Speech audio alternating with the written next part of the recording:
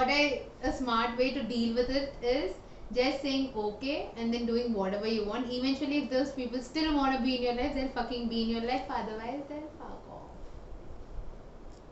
That's very true. It's like the statement which I heard or read on Instagram. A person who quits on you after a while always had the intentions of quitting since the beginning. So it basically comes down to that: if somebody is hating on you or shitting on you too much, that means somewhere from the initial stages only they had a certain resentment which only increased.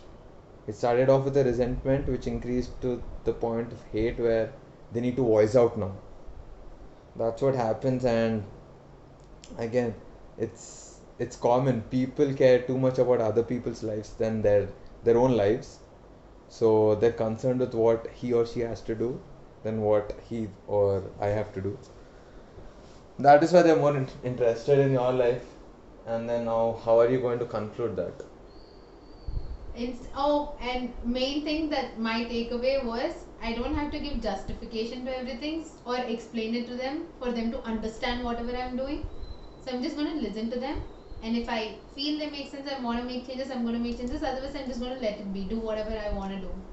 Exactly. Again, it comes down to a choice.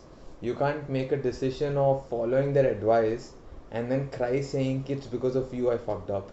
You had a choice of not following the decision or advice, but then you choose to follow it. This is where you cannot cry on the decisions you take. Was that something you were doing? I maybe because they're not understanding my point of view, and I'm like, why are you not understanding my point of view? My point of view is this. Then he said, if this is your point of view, that is their point of view. I was like, fuck, makes sense. Exactly. If you are going to have one point of view, I will have my own. So it does not make sense if you're expecting me to view it exactly how you view it. Yeah. If that was the case, we wouldn't be two different human beings. We would just be one person looking through different bodies. Yeah, fine. So yeah, again, accountability. You can't make decisions and then cry upon it because it did not work out. That's how decisions are.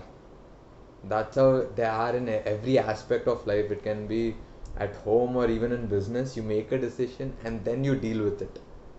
You don't sit and try to make a decision. This is the best thing to do. You make a fucking decision and then deal with the consequences. This is the most uh, easiest approach you can ever do in your life.